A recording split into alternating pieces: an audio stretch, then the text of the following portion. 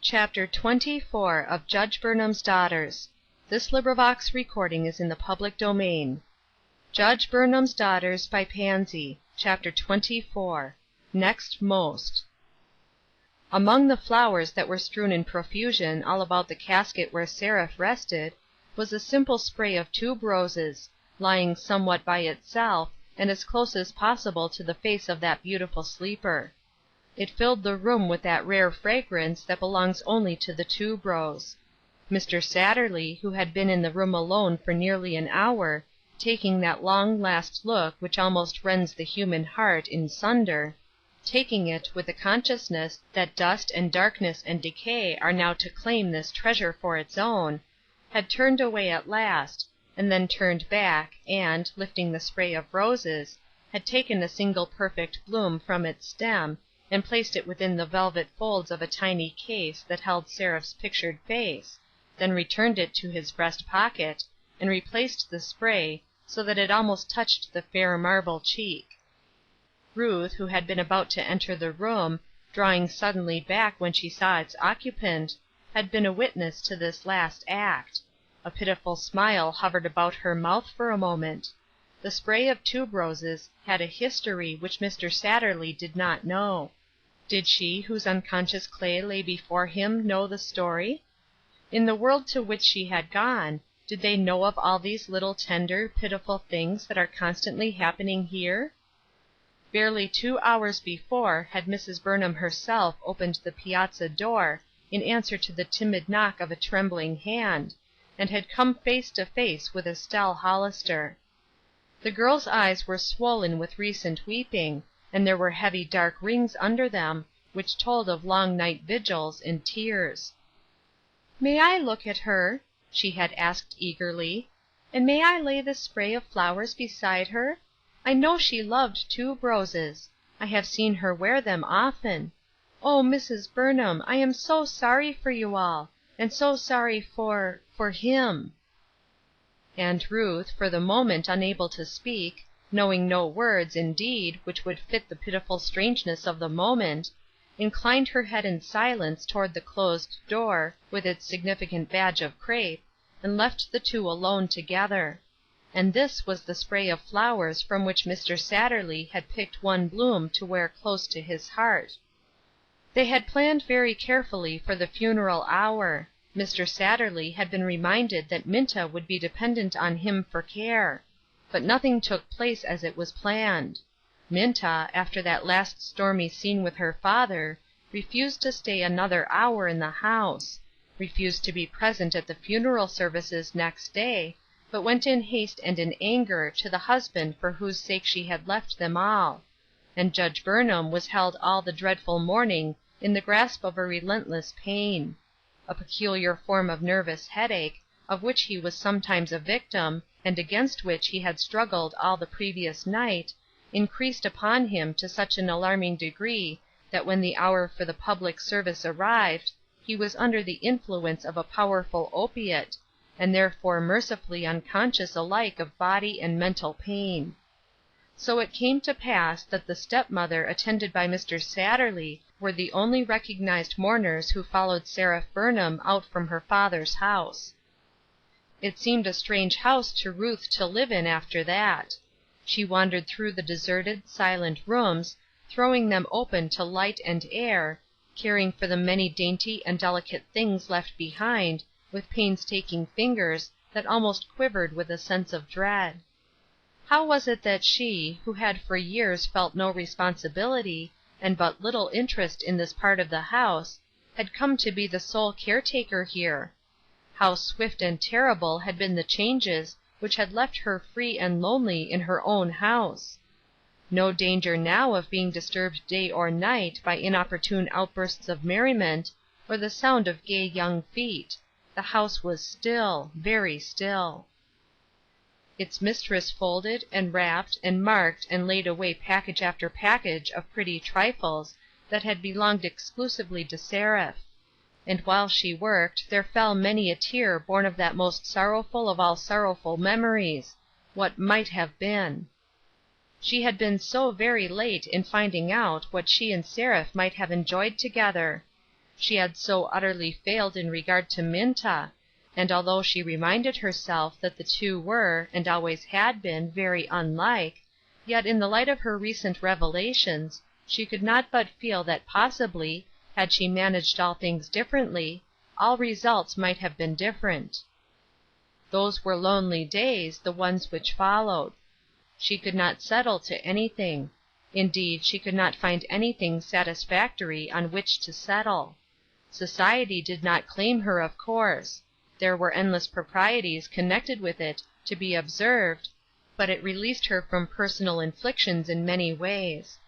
Still, she did not find it by any means so pleasant to be alone as she had once supposed it would be. She was very much alone. Judge Burnham absorbed himself in business even more than was usual, and when at home was gloomy to an almost alarming extent. Indeed, if I should call him morose, it would perhaps be the more fitting word.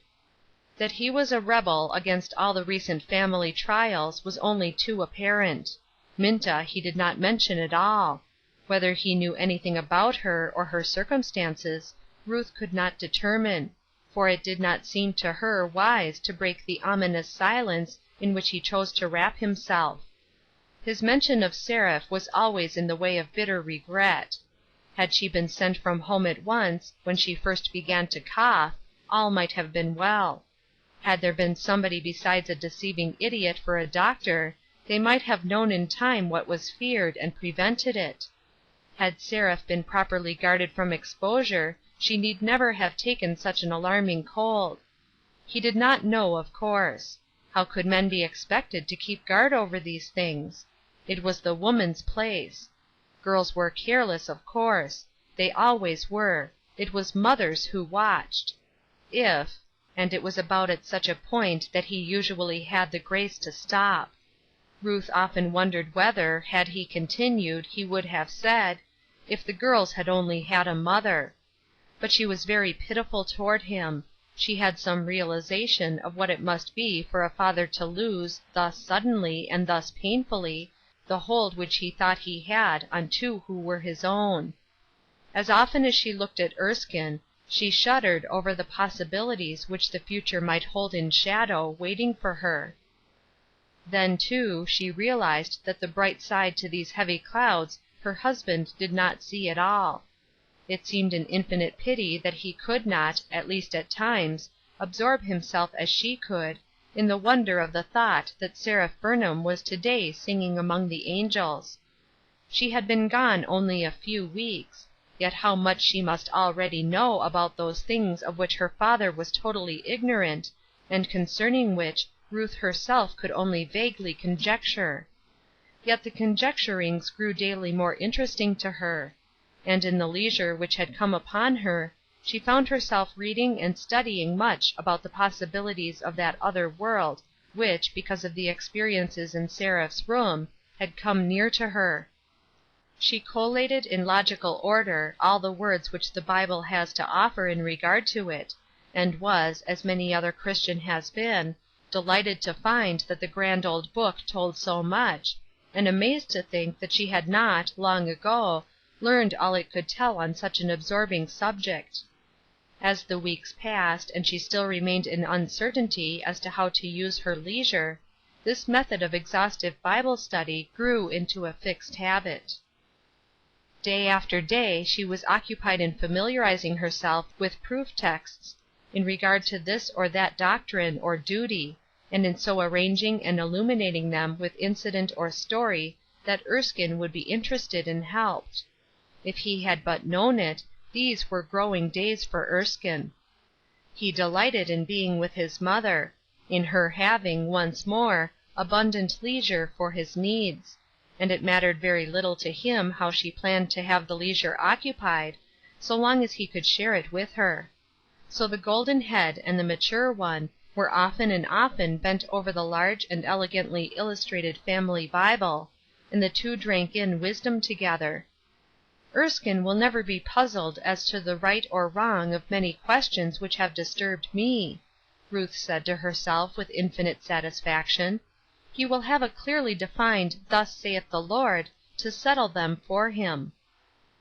Meantime, the ladies of the Temperance Union were watching Mrs. Burnham with no little anxiety.